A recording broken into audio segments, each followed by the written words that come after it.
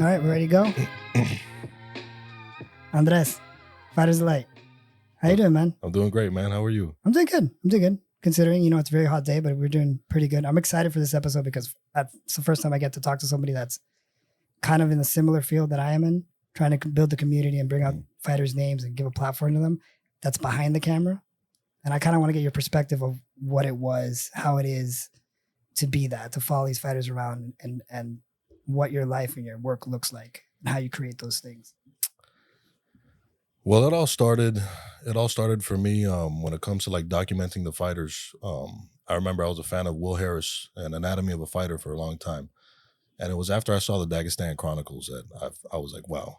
I mean, I feel like I could give the world something like this. Yeah. It inspired me to do that. And part of that was, in the environment that I was training in, I saw the fighters that were there, the potential they have, and you've got world-class guys in there, and nobody's ever going to know who they are unless they make it big immediately. You know what I mean? It doesn't give people a chance to really get to know them.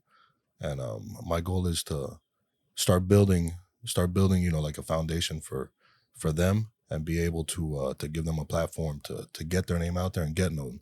I'm talking world-class athletes. And, the probability of them making it big is like slim to none. Yeah. A lot of people don't understand like the life of a fighter. They train 2-3 times a day. You know what I mean? Not making much money. Right. Unless they're big time. They're making a lot of sacrifices. Takes a lot of discipline. And it's just something I want to show the world. It's more than just showing up and grab his dick and twist it. You know what I mean? Yeah. I mean, but I think that your work is important because it allows for people to follow a fighter, which sometimes it could be more important than their technical gains. You have a lot of fighters that may be off a loss, but because people understand their story, are willing to back them a little bit more. And I think the documentary aspect of it is such an important way, or such a great way of doing that. So yeah, I know that you said that it was based off the anatomy of a fighter, but did you have any inclinations that this is what you wanted to do before that? Yes. I've always been a fan of like documentary films, especially fight content. Yeah, me too, man. You know what I mean? And I don't think that it's fair, going back to let's say a win or a loss, right? I don't think that it's fair that a fighter is judged based on their last performance. 100%. They could have been at the end of the day, it's a fist fight. Anything could happen. Yeah. You're stepping in there with another able-bodied man or woman, and they're trying to take something from you. Right. And you zig when you should have zagged. That doesn't mean that, you're the worst. It just means that you took an L.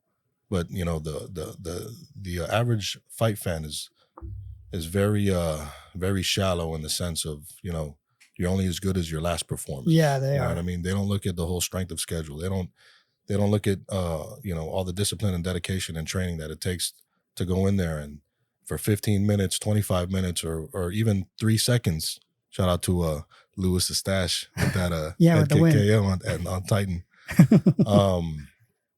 You know what I mean? All that preparation goes into a short amount of time, and it's the most vulnerable a human being could be. Yeah, is stepping in the cage in your underwear and fighting another human being that doesn't want to be beat. No, 100%. That's a very vulnerable position. And I'm sorry. I mean, you've got NFL teams, NBA teams. They'll have 500 records. You know what I mean? Like 50-50, and they're still decent. They're still going to the playoffs. But you have a guy who's 8-0. He loses his next fight. He's 8-1. Oh, this guy sucks. You know what I mean? Like my goal is to show people who are interested that there's more. There's more to a fighter than just their last fight. Right. Whatever the case may have been. How do you decide which fighter you're going to follow? Who's going to be your subject for whatever documentary project that you're doing? Is there a system that you have, or is it just based off inspiration of that person? That's a really good question. And I'll tell you how that goes. If I'm going to be documenting a fighter, I'm going to be pretty much living with them, eating with them, training with them, or at least following them around while they train. When I'm not working. So I have a talk with them. I got to see if we vibe well, because it's more than just showing up and, all right, guys, I'm going to film this and this and that. No, we have to create a bond together. If I can't create that bond with you, because at the end of the day, the way I look at it is you're letting me in to something that's very personal to you. This is very personal stuff. I mean, when it comes to, game plan, techniquing, how a fighter's feeling personally, Yeah. or physically, if they've got an injury or whatnot, you're entrusting me with that information and what I do with it in my creative process. You know what I mean? And if I can't vibe with you on that level, and I just won't do it. Right. This is something that I enjoy doing, that I have a passion for. Yeah. And my goal, like I said, is to give these fighters, especially the guys over at Freedom Fighters MMA, a platform to be, just to get seen, to have people get to know them. So there's an element of having to build, I guess, rapport and trust with that person in order to be able to do a project to start with. 100%. Yeah. When I started training there, my whole martial arts journey began at Guardian Grappling and Jiu-Jitsu with Karina and Darren. Yeah. They're awesome. Yeah, they are. I was invited to go train at Freedom Fighters for a group team competition training, and I saw like the level of skill and also the size of opponent. 'Cause I'm a pretty big guy. Yeah. I can't just be the big guy at the gym. I'm scared of the picture because I don't know how we're gonna fit each other. That's fine, man. We'll find a stool. Yeah. But I'm a big guy, and I originally started this just to give me a means of meaningful exercise to help me lose weight. But my first day I walked in there and I realized how worthless I really was. Like gassing out like halfway, not even halfway through the warm-ups, you know what I mean? And I was just like, oh well, I'm worthless. There's no way. I've got to do better. And I became addicted instantly, and I saw like the level and also the size of opponent, the size of training partner, at Freedom Fighters, and I was like, also the culture of the gym. It was just more my feel. You know what I mean? Yeah. It fitted me better, and I made the switch. Darren and Karina, I love you guys. Yeah. But training over there, Freedom Fighters under Ceviche, it's eye opening. It's really helped with my discipline, and also going back to documenting the fighters. I'm the type of person that, if I'm not gonna, if I don't bleed with you, I'm not gonna eat with you. Yeah, that makes sense. That was gonna be my next question. 100%. So that rapport was built on the mats. Training. 100%. Which is one of the best places to really build a relationship, like a friend relationship, is on the mats, because you can really see really deep into that person when you train with them. 100%. You see a man or a woman's true character when they're tired, when they're hurt, when you really see what they're made of. Yeah. In the gym on those mats when you're going, and you really get to see what they're made of, deep down inside. Right. So, like I said, if I'm not bleeding with you, I ain't eating with you. Yeah. And that's the same mentality I took, when it came to this documenting the fighters. And how's it been going for you? In what sense? Like, how's it been going for you? Like the whole timeline of the process of when you started to where you are now. How would you evaluate that process in a personal vantage point of how, if you could take a third person view, right, and see your work product and see the work that you've done, how do you feel about that work product? Well, considering the fact that I didn't go to school for this, I had no prior experience doing this. This was literally me one day sitting on the couch, with an idea. I was like, you know what? I could do this. Yeah, but you jumped on that. A lot of people don't jump on the idea, bro. Well, that's part of it. One thing is, I made some changes in my life, and part of the changes was changing my mindset and living in the present moment and doing what you feel, doing what you really want to do. You know how we all have these thoughts of, man, I should do this, or I think I could do that. Yeah. I'm doing it. Yeah. I just decided one day I'm going to do it. And that's what I did. And I never looked back. That's great, man.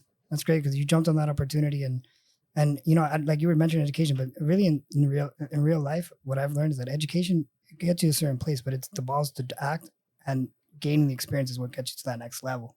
100%. So you jumped in and you did it. 100%. So when you chose your subjects and you're going in to analyze them, like you said, you eat with them, you train with them, you're with them when you're not working, right? Which is a lot of time. So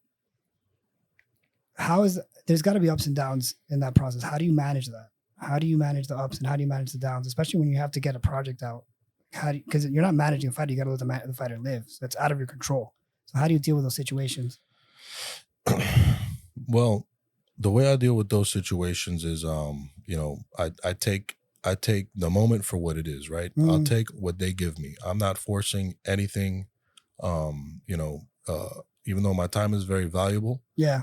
in the sense that, you know, I work full time, I do this, I need to train, I'm a Yeah. father, Yeah. you know what I mean, a present father at that. So I've got to really delegate my time very, very cautiously and very, very smart.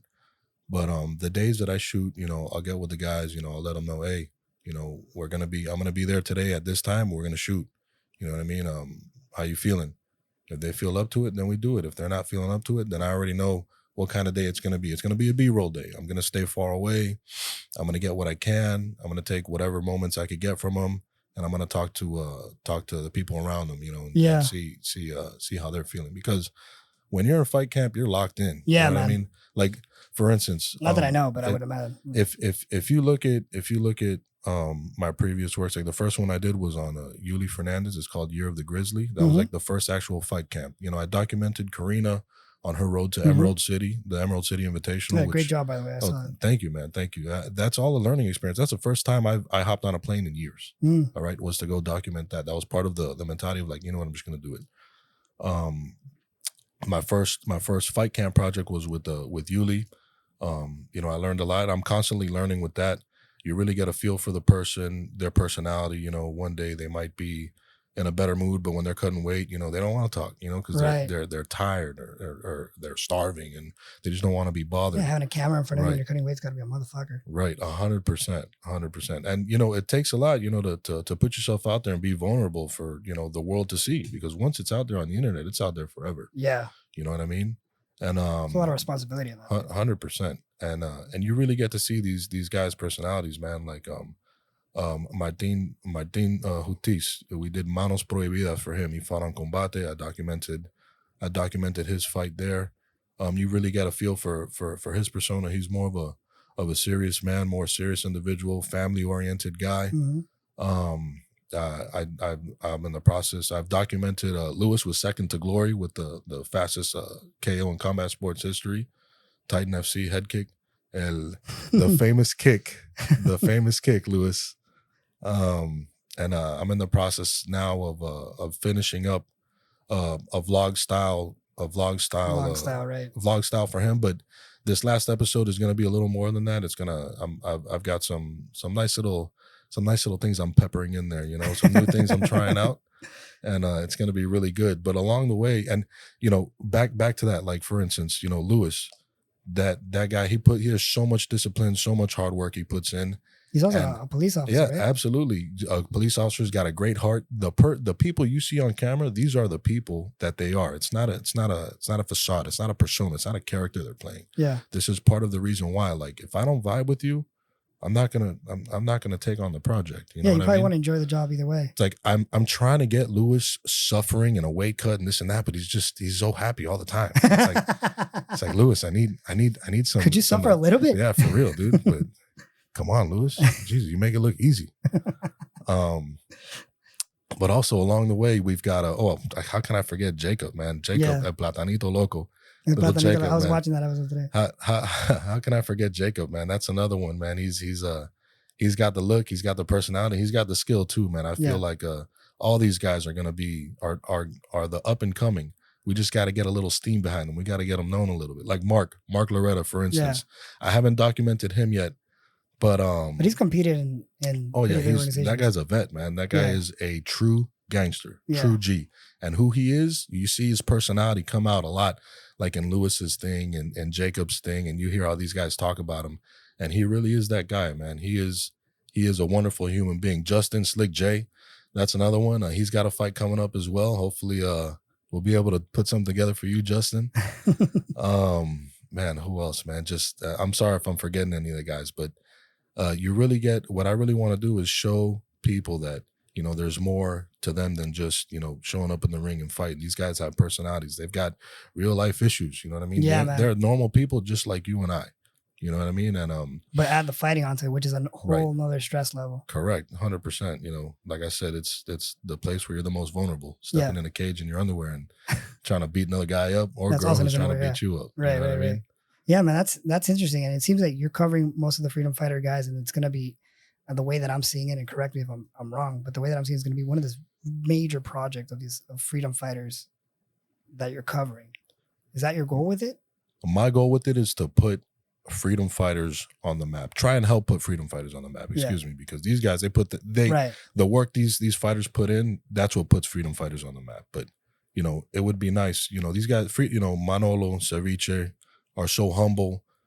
They're not about all this internet rah clout stuff, which is respectable, because Yeah, it that's is. not the product that I want to put out. Right. I need people to know who freedom fighters are. People need to know who Ceviche is. People need to know who Manolo is. You know what I mean?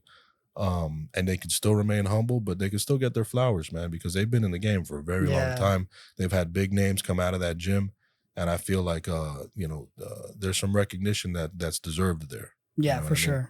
sure. They live by a certain code. Nobody's perfect, but to meet Ray is to respect Ray. Yeah. And to respect Ray is to love Ray. Yeah, You know what I've I only mean? heard good things about Ceviche. That guy, he's a good man. He's not a nice guy. To be very clear, he's a good man.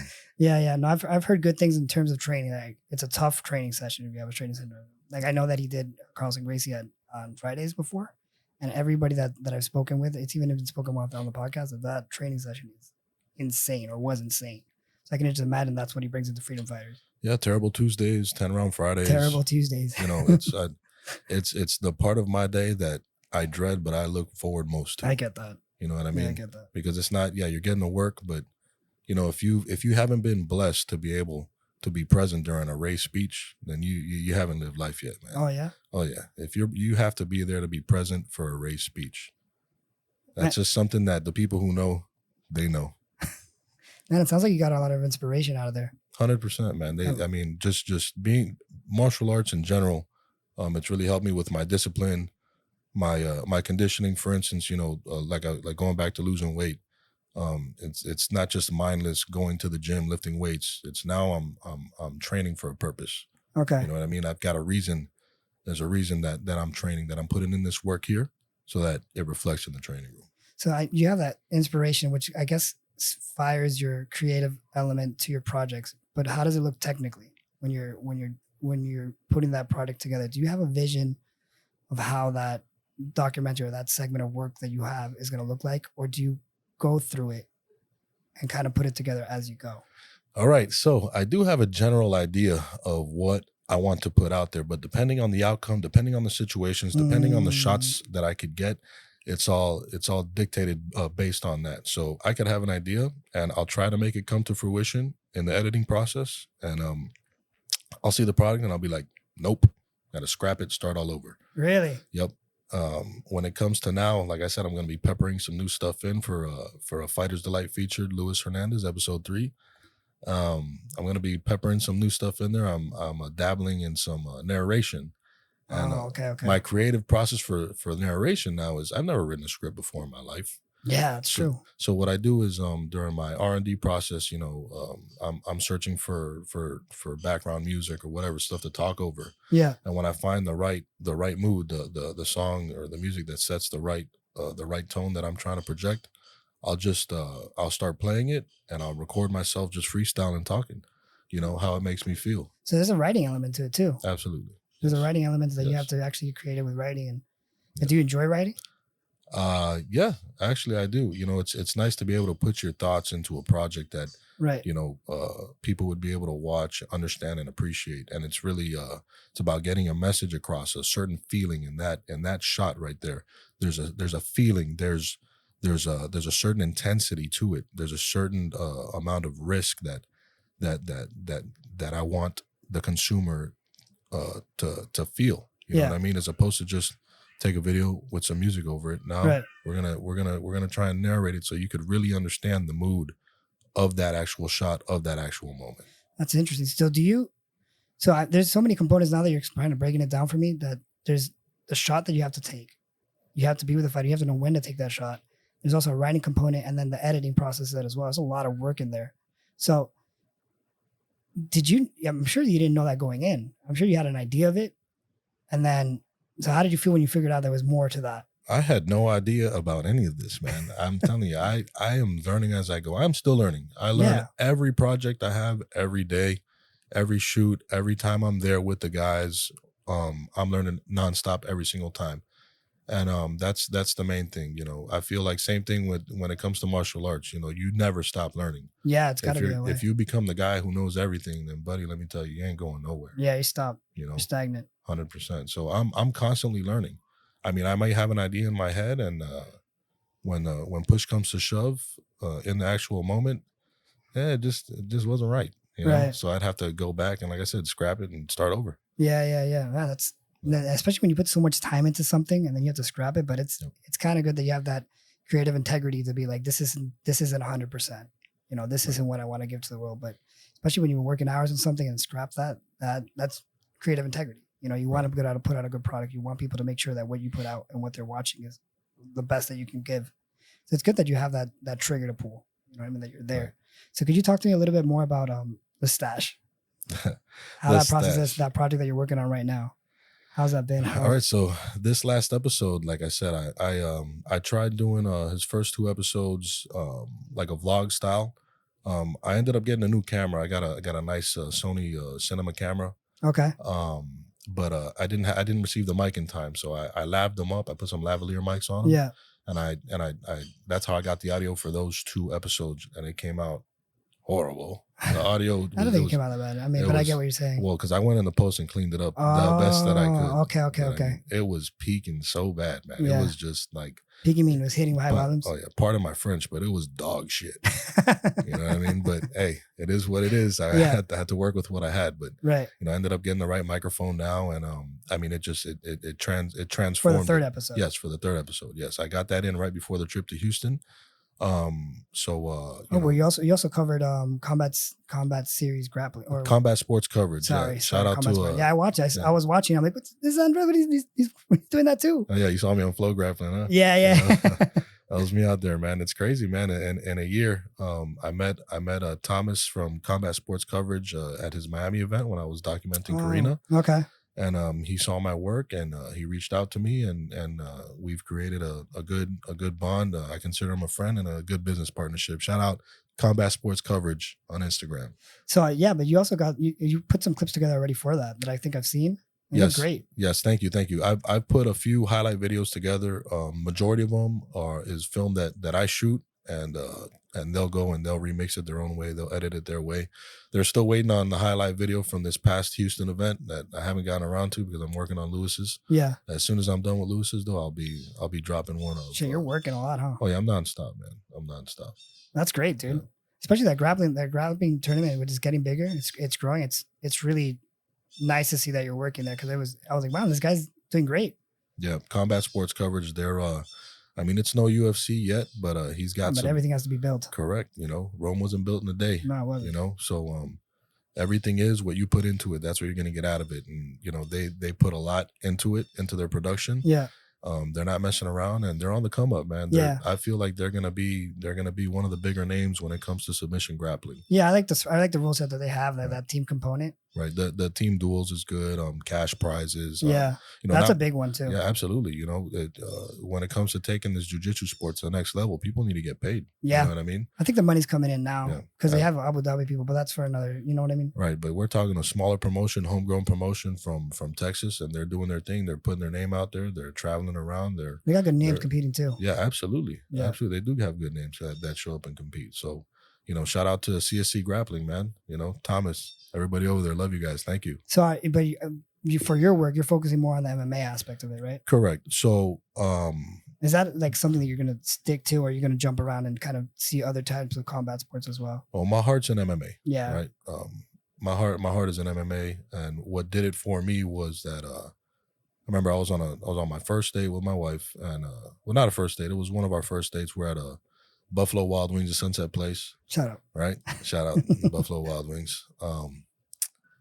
The John Jones Lyoto Machida fight was on. Oh, wow. That's a good one. And I paid no attention to my date that night because I was focused on the TV the entire time. And I saw him get that standing guillotine and just drop him and walk off like the man. Dude, that was a hell of a finish, too. I was like, I want to do that. Yeah. I need to do that. You wanted to fight? Yeah, absolutely. I fell in love with the sport from that moment on, right there. Really? Yeah, I said I would like to do this, but life happens. I didn't have the discipline. I was, I didn't even know where to go, to be honest with you. Yeah, that makes sense. And so I never really pursued it until later on in life when I started back training, and yeah, I just fell in love with it all over again. That passion that fire got lit, and I'm too old to be the next ultimate fighter, so I'm doing the next doing the next best thing, man. I'm trying to help put these young guys on and do their thing. I mean, MMA is a great sport to cover, dude. I think that there's so many good stories in there that haven't been told that it's really, you got to be a certain type of persona to do that sport. It's not meant for everybody. Oh, it's definitely not. You really have to be you have to be disciplined. You have to be strong willed. You have to be a little crazy. Yeah. You really do, because people are trying to knock your head off. No, I agree with you. Fists, elbows, knees, kicks, you name it. You gotta have You know? hell of self-confidence. Yep, you have to be hella conditioned. You have to know ground game, especially nowadays. The fighters are just so well rounded. Yeah, You man. literally have to be a master at everything. Yeah. It's not like back in the day that it was like, I train boxing here. I do a little bit of this. I'm a boxer, but I'm a grappler. I'm a grappler that knows a little bit of boxing. Like Nate Diaz when he started, or Nick Diaz, they were really good grapplers and they started getting better at boxing. Right. But now they're more well-rounded. You know what I mean? 100%. Like the athletes that are coming out today, these are kids that have been training and grappling and striking since they were 5-6 years old. You know what I mean? So they're just faster, stronger, more skilled in general. So and it shows. It really does show. It really does show. Man. Is there anything that surprises you when you do these projects? Anything? Nah, not really. No? What I really enjoy is living in the moment there, being able to witness and be a part of something awesome, because it really is. Like I said, it's the most vulnerable a human being could be, and to have them let you come in and document them, and at the same time, let's say God forbid they were never to make it, right? Let's say they were just to just float into obscurity. Right. At least they'd have something to look back on to show people, hey, I did something. Yeah. I didn't just. Oh, that's great. I didn't just wake up and go to this 9 to 5. I tried to do something with myself. Which is honorable, dude, to try 100%. To do that. And that's great that you think about it that way. Like the way you think about it is like, yeah, I want to do these projects and I want to put them out. But you're also thinking about it as like, this is something I can give back to you. Right. 100%. That's really what it is at the end of the day. It's something that I'm giving to you. Yeah, which makes your work a little bit more personal, and it makes it more personal. It gives you kind of a better end because you're doing it for somebody else. Yeah, you have your component to it that you want to do this, but you're giving back to that person. I think that element makes the work, or the work that you want to give, a lot better. 100%. Because the product is not for you. Right. Correct. I mean, because the vibe of the video might be, I might have a certain vision this way, but they're doing something a certain way. I'm going to put it out the way that it is, the way that it should be perceived, even if it's contrary to my initial vision. You know what I mean? So yeah, and also it's all about putting out honorable, respectable material, right? Because there's some moments in there that the public can't see, right? Some real personal moments, that good times, bad times, all that stuff. That's all behind the scenes stuff. Yeah, that goes the B-reel that gets deleted. Oh no, it don't get deleted now. No, we hold on to it because you never know when they might want it. You know what I mean? Okay. You never know when we have to double back to it and show it. You know what I'm saying? Like for instance, Lewis's famous kick. You know what I mean? I've got plenty of B-roll of him, drilling that kick, that sequence. That's pretty cool. You know what I mean? And in the Second of Glory, I showed just a glimpse of it, right before he went out and did that. So that's something that people look for with him too now. You know what I mean? That's something that we have to be mindful of as documentarians and people following the fighters is, these guys prepare themselves. We can't give away all the secrets. Yeah. You know what I mean? There's a lot of little intricacies that go on that the average person might not see, but the fighters coaches or the fighters are looking for little little nuances of, okay, this is what he's getting ready to do. Yeah, you don't want to give out what they're working on. Correct. Leading up to a 100%. fight. It's like if you have something that's coming out before their fight, you don't want to show 100%. the specific system that they're working in order to win that fight, the strategy behind it. Correct. That's why I wait till after the outcome of the fight. Hopefully they get the desired outcome and we get to use it. And if not, then, back to the drawing board and we got to figure some stuff out. Are you in that process too? Like when it's back to the drawing board, when you have to go back and kind of see the reset of the fighter? Yeah, 100%, man. Because like I said, like I'm there with them. I'm a part of it with them, and for the most part, I try to stay as like just a fly on the wall as possible. But certain let's say something happens, in the fight camp, and they're like, oh, put that out there. I'm like, it might not be a good look. You know what I mean? That might not be the best thing for your marketability right now. You know what I mean? We could keep it, and that could be something we could double back on. But let's try like save yourself from yourself right now, right? And not put that out there yet. That goes back to what your original vision of doing this was to help build a good platform for your fighters. So everything that you do is behind that vision of building these fighters. So sometimes you have to make that decision. Right, 100%. It's got to be tough too to make those decisions when somebody wants to put something out and you're like, hold up, give me a second. Well, that's part of it. That's part of the reason why we all, I go and I train. I'm first of all like, we have to. It has to be that respect. You might not like what I have to say. I might not like what you have to say. Yeah. But there's that mutual respect. There's a reason for everything, and that's just part of having good character, being respectable, and being an honorable man. Yeah. Yes, so it's something that's just in your persona. 100%. It's the way you would treat somebody is how you're going to treat your work and the work that you're going to do for somebody else. Correct. Which is rare these days, dude. Because like you were mentioning before, everybody's looking to, especially now with the internet, there's a million podcasts, there's a million people doing other things, but they all want to get famous or get recognition, and they're willing to do whatever it takes to get there instead of putting out a positive work product. I think that's refreshing nowadays. It might take us a little longer. It might take you a little longer, but you'll get there if you really put out a good product. Right. I agree. And like I said, I'm not in the business of putting clickbaity stuff out there. Right. That's what I was talking about. I was looking for the word. It's just genuine. Being genuine and showing people. Because you're either gonna like them or you're not. Right. You know what I mean? Like my goal is to show you the person they are, right? And that's up to you whether you like them or not. Right. And that's pretty much it when it comes to that. That's the best way, in my opinion, to put out the work.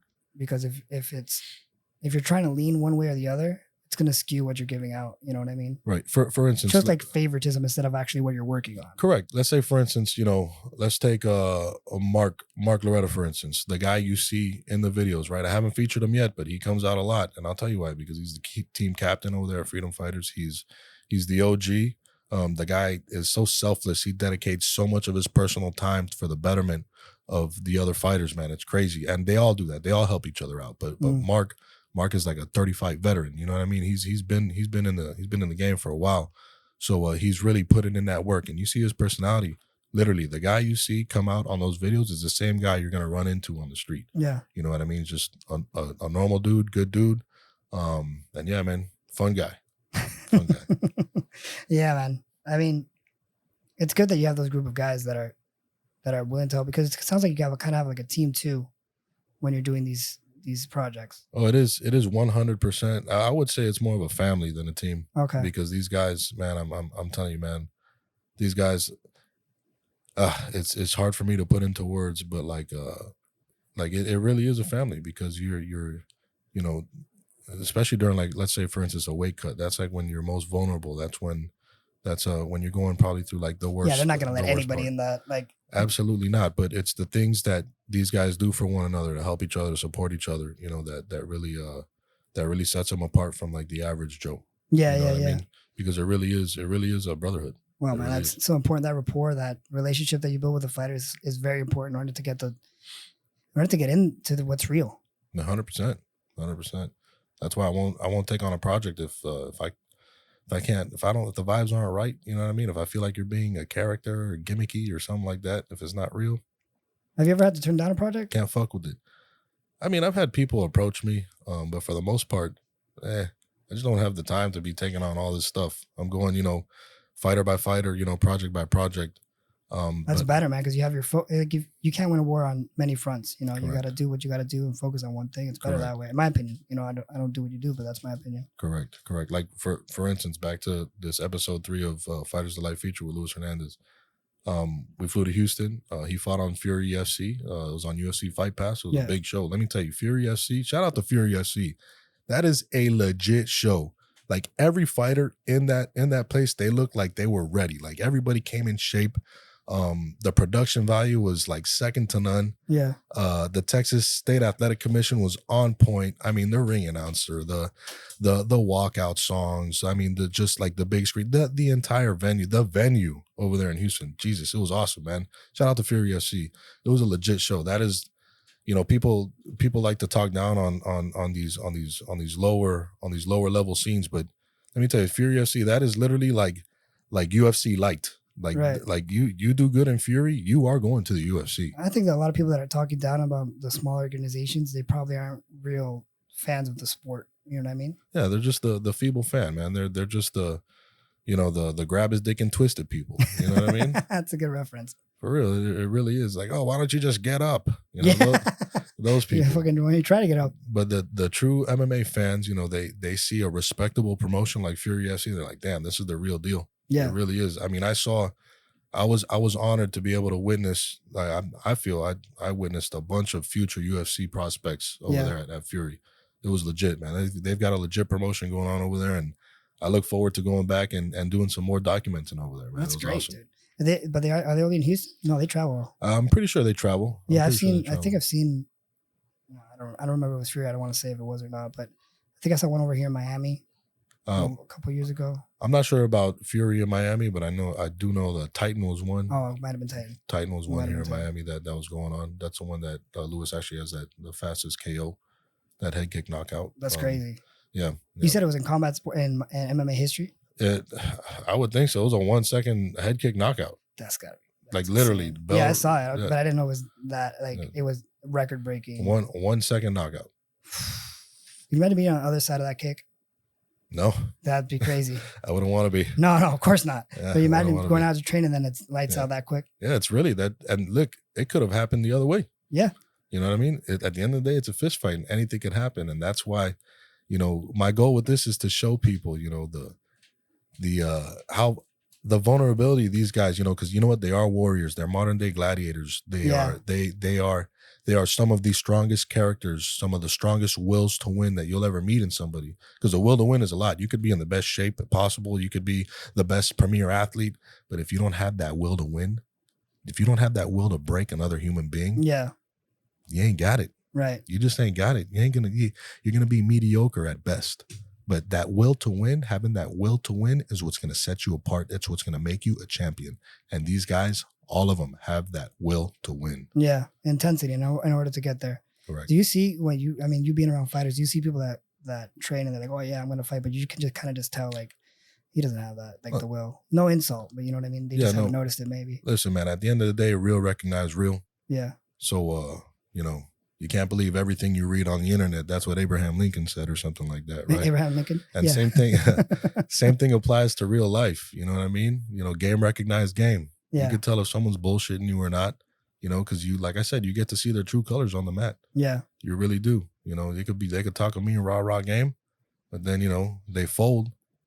That tells you everything you need to know about the person. Yeah, it's a tough sport in order to hide behind what your words are saying. You know what I mean? Yep. You get to see that. You get to see that on a daily basis. Like these people train because I'm sure there's bad days in the gym, but that will to come back is what makes them, I guess, great. Because everybody has tough days on the mat. Yep. You know, from the hobbyists to the extreme fighters. Correct. But they have a next level, dude. Oh yeah, it's the best way I could describe it is the unmatched willingness to win. Yeah. That's really what it is. That willingness to win. Obviously, you have to be properly conditioned because you know you run out of gas, you're gonna die. Yeah. You know, but you know, the preparation in combination with that willingness to win is really what's going to set you apart. You think people are born with that, or you think that's something that can be trained into somebody? I think it's something that could be trained into somebody. You know, imagine taking somebody who wasn't challenged their whole life, right? Yeah. But, you know, mentally they're a winner, but they haven't really been challenged their whole life. You put them in a situation like that, the first time they get uncomfortable, they're going to be like, oh, fuck this ain't for me. Right. but you could see it in them. You could see that they have the potential. So it's kind of like forging steel. You got to keep beating on it and beating on it and beating on it. You got to heat it up, beat on it some more till it gets hard. Have you seen that happen before? Oh, absolutely. Yeah, absolutely, 100%. That could happen to anybody. Right. That willingness to win. Nobody's really born with it. I feel like it's something that is carved, that's molded, that you are shaped from all the experiences you've had, from your training partners, from your role models, from your life experiences, anything. All that molds you into that person, but it's more fortified and forged on those mats. That's interesting. Well, going back to your work, like right now you're in the Freedom Fighters and you're building up that school in terms of promotion and giving out these documentaries, right? Are you a person that focuses completely on this goal, or do you have other things that you're gonna do in the future that you already kind of have like to the side? Let me be clear. I'm not building Freedom Fighters to anything. These guys build their own resumes. They built themselves. Okay, I didn't mean it that way. All I'm trying to do is put them out there. Yeah, so more people that's know. what I meant. I apologize. No, you're good. Yeah, I just wanted to be clear. Okay. So my goal is to just put them out there and help get them the notoriety that I feel like they deserve. Right. And back. So I'm sorry. What was the question again? So like, do you have, because you're working with these fighters and they're in the Freedom Fighters?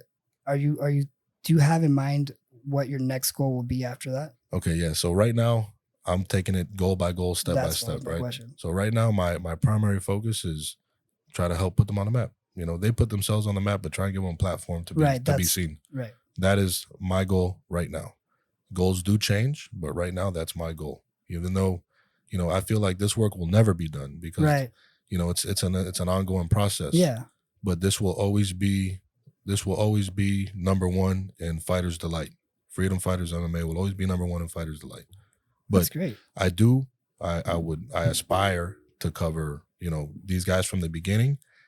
And I wholeheartedly think that there's a few guys in there that can make it to that championship level, that world champion level. You know what I mean? And that's good that you're getting it from the beginning, not from the beginning, but you're getting from this point to that level, and you're going to see the progress, and you're going to see the progress of these fighters, and really get behind and document what it takes to get there. Right, 100%. And like I said, I don't think I've seen that, like from this point to that point. I've seen like maybe Dustin Poirier had one that was pretty good. Right. But that's pretty good that you're getting it from there. I'm sure, but that's more of like that's more similar. That's more like a documentary style. Like for instance, if you look at okay, let's get into that. Let's get into that way that you define your work. So mine is like showing the gradual progression of the athlete, right? That's like my goal. So like the hardcore fans can, after they get to that big level, like the people like, damn, I really want to get to know this person more. They could go back and they could look at, the early days when they were making life decisions at the fuel pump. You know what I mean? Where they were sleeping on the gym mat or whatever the case may be, to where they are now, to see like their beginnings. You know what I mean? And because me personally, as a fan of combat sports, I love a good story. Yeah, dude. I love a good, real, genuine, authentic story. Yeah. The guy came from a good family and fought his way to the top. Damn, he didn't have to fight, but he wanted to. Yeah. I love that. If the guy came dirt poor from nothing, I mean, was homeless and then made it all the way to the top, or made it, halfway, and built a life for himself and a legacy, that's fucking dope too. Yeah. You know what I mean? No matter which way you look at it. But my main thing is, as a fan, it keeps a following. Like you want that, you behind that guy. Correct. And it also gives the fan a sense of like, I feel like I know that person. Right. Because that's real big when it comes to connecting with the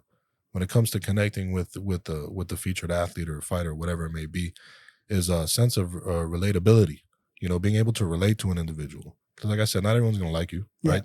But the people who could relate, they're gonna fuck with you, man. They're gonna fuck with you hard. Do you think about those moments when you're recording, like what you're gonna put in to create that relatability? Really, when I'm shooting, it's I'm in the moment.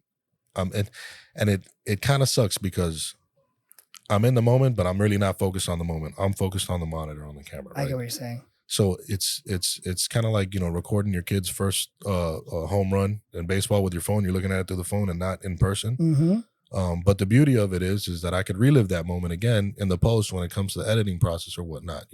I get to really sit back and look at the broad spectrum of things. But and when I'm in the moment, I have a general idea, like I said, of like what I'm trying to capture. But a lot of the stuff is just natural, genuine interactions, reactions. Like for instance, the Fighters Delight featured Luis Hernandez episode 2 Mhm. when Justin came out with the WD-40 bottle. I can't even tell you where he got the WD-40 bottle from. It was just there. And Yeah. he's like, hold on, be right back. And brought to you by WD-40. Yeah, Come yeah. sponsor the gym. I was like, dude, that was perfect. That was genuine. That is really who he is. That is really who they are. Like that moment was, none of this stuff is scripted. Yeah. You know what I mean? It's all natural moments that I want people to experience that too, man. Like, hey, they're regular guys, man. They laugh at funny jokes, you know, just like you and I. Yeah. They breathe the same air, they bleed the same color.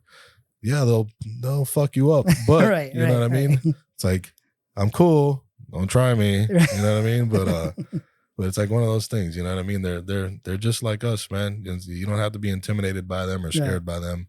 You know, it's just bringing awareness to them, and like I said, trying to help get them known. Yeah, Because yeah. I feel like the world needs to know who these guys are, who the coaches are. You know, It's also interesting for a fight fan that somebody enjoys watching MMA, seeing Right. the behind the scenes of it, Right. because you get to see the person in the cage and you get to see their technical prowess and how they compete. But there's also that human element that people don't really get to see when it comes to fighting, and I think that's makes it even more interesting when they step into the cage. Like you kind of have, Right. obviously, you kind of have a dog in the fight, so to speak. You know what I Right. mean? When you get their background, that's what I like about the work that you do. And it gives that story. Right. You know, Right. it gives more interest when they're in that fight because you're rooting for somebody, not just because of how they are technically, Right. but what you've seen them train And you know, and what they go through. Oh, 100%. It's a grueling process that people don't understand. People don't understand the work, the discipline that goes in to showing up to a fight. The first fight there is making weight. That is the first fight. That is the first fight. How's that process like being on the fly on the wall? Well, it's a lot of it is, you know, you got to have some sort of compassion, but at the same time, you got to understand that there's a reason they're doing this, and it's part of the process. Yeah. So, you know, I'll shoot what I can, and obviously, I'm not going to put everything out there. Right. You know, I'll put the stuff out there that you know I think that I feel like, you know, the world should see. Just some things should remain personal. I agree. Well, a lot of things do, but some things should remain personal. But right now, what I'm focusing on is like production value, and as I go, as the longer I do this, the more projects I do, feel like the better I'm going to get at it. 100%, man. You know, like I said, production value. Like I invested in another camera, invested in different lenses. So there's certain moments that, you know, the guys may not do certain things when the camera's this close to them. So invest in a long lens so I could get them from far. Yeah. I could get them from far doing whatever it is that they do and get that natural, genuine action. You know what I mean, it's got to be tough to get really close to a fighter when they're dialed in. Oh, it is, and I try and stay away from them, man, because I'm not trying to be a distraction. Right. You know? I mean, for a certain point, when you get to a certain level, when you get a certain notoriety, you're always going to have a camera in your face. You know, you're always going to have that. But in the beginning stages, it's good to get used to it. But at the same time, I have to know my place. Right. You know, and I have to look at it from an understanding perspective as well. You know, you know, let me give this guy some space. You know what I mean? Even though I might want to get this shot right now, I want to get this conversation. It might be great.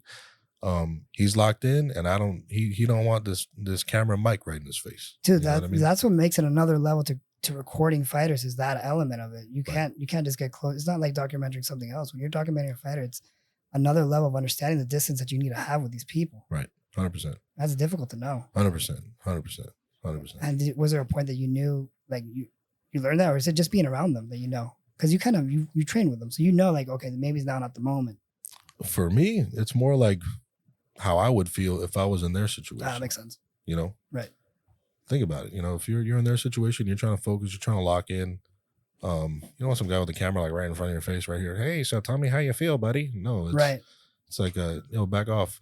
You know, give me some space. I'm trying to stay in focus. I'm not trying to worry about that. I've got a certain combination I'm working on. I've got a certain defense that I'm working on. I've got, you know, something that maybe I had a bad day today, so I just need the space. I'm not in like the mental capacity to entertain anybody right now. Yeah, that's a very human element of what Correct. you do too. Correct. You know, that's what a lot of people don't know. Like I now that we're speaking about it, I get a better understanding of what you're saying, that Right. that human element of doing your work is very important. You got to walk in. You have to learn how to read the room. 100%. You need to learn how to read the room. Yeah. You know what I mean? You walk in, and if you're oblivious to what's going on around there, you're liable to maybe, not be welcome at the moment. You know what I mean? Or put yourself in a situation that you could have been completely avoided. So, just knowing how to read the room, Yeah. read the tone, read the mood, and that'll determine the shots that I get, or the conversations I have with people. It's also like interacting with different personalities has got to be something That is maybe not difficult is not the word, but it's got to be something that you have to take into consideration when putting together your projects. right. It absolutely is, and I credit to my previous work as a correctional officer back in the day. Man, was learning how to deal with personalities. Oh, that's great.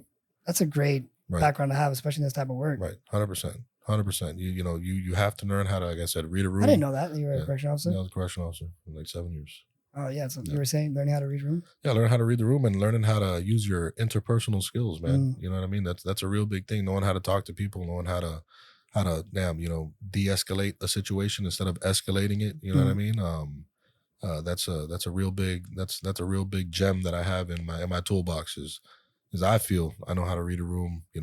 I know how to deal with many different type personalities, and I feel like that's part of the reason why I'm successful in capturing these moments. Yeah, you did a really good job at it. I'm actually excited to see the episode 3 that you're going to put out. I'm excited to put it out. I really am, man. And I'm honored that you had me on here. No, man, thank you for coming on. This is a general interest for me, is the work that you're doing. And this is why I do this. I do this for people like you, for people like me who really enjoy, watching fighter documentary stuff. You know what I mean? Like, because it's one thing to see somebody on TV, right?